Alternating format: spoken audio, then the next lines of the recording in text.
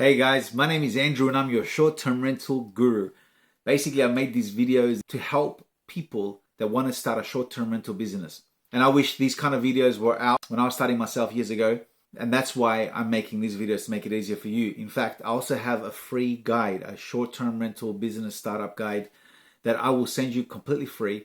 Just look at the description below, email me saying I want that guide, and I will send it to you, and it will help propel you to get started into your short-term rental business.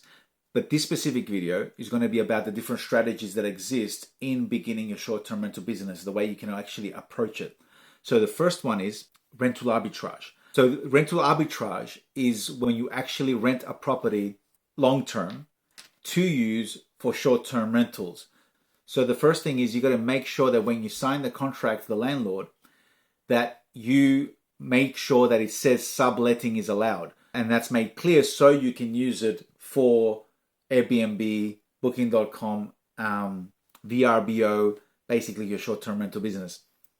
The other thing to make sure of is make sure you do your research before you sign any contract for long-term rent, and make sure you rent a property that you believe is going to get a lot of bookings because it's a great location and very touristy kind of place, or in the city, and there's a lot of high traffic from business people and other people that would come from different states to use that property before you get into a long-term rental agreement. What's the pros? The pros, you can start immediately. All the profit that comes in will be yours. Make sure that the per night charge that you're going to charge for each guest, you do the maths and it becomes at least 1.5 to 2 times your rent, because you also have to take into consideration your electricity bill that's going to come out of you, your water bill that's going to come out of you, your internet that's going to come out of you, and maybe common expenses if it's an apartment building that's going to come out of you that you'll have to pay each month no matter what. And the cons is no matter if you're going to get bookings or don't get bookings, you still have to pay the rent. So that's why you got to do your research first before you choose the property you will sign an agreement for, minimum usually 12 months. So that's rental arbitrage. The second strategy, which is the popular one, is co-hosting. And what that means is you basically approach an owner that has a second property. Maybe they live in another country, or they just have a second property in the same country. And you approach them to partner up with them that you will do everything. And the deal is the owner gives the property and you take a percentage. Usually it's 10 to 30% per booking.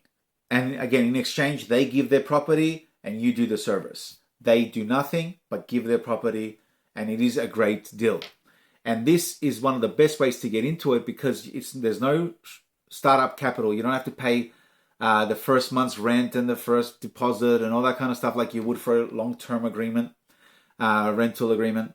You don't have to buy your own property. There's no rent costs every month. You just have to make sure you do a good service. You put a good rates that will attract the guests to book your place, and you'll get a great return. The cons is, of course, less control, and you have to share the income of the work you do. But again, they're giving their property that they paid for, that belongs to them, so you can run your business. So it is a good deal. So the third strategy is ownership. So this is for investors. So it's a great way to make money while it sits there and they're not just paying property tax. So while it sits there, you can also bring in money through short-term rental. So even if you're an investor, this is a great thing to get into. Get a property management company like ourselves. Find one in the country you're going to buy the property from, your investment property, and then get it rented out. And in this way as well, if you're going to travel to that country, you can make sure that the property management company will just block off any dates you're going to come there, or any of your families are going to come there, or friends, and you want them to use your property. They can just block it off the calendar and you can still use it. And then on the times that you're not using it, then it's making you some money. So this is a great way to get some money, some return on your investment, while you even wait until your property is appreciating through the years and making you money as well in that way. So with that, I hope it helped you. And if you got any questions, please comment or send me an email. And don't forget, send me an email to ask for my free guide PDF that I can send you once I receive your email. So other than that, see you in the next video.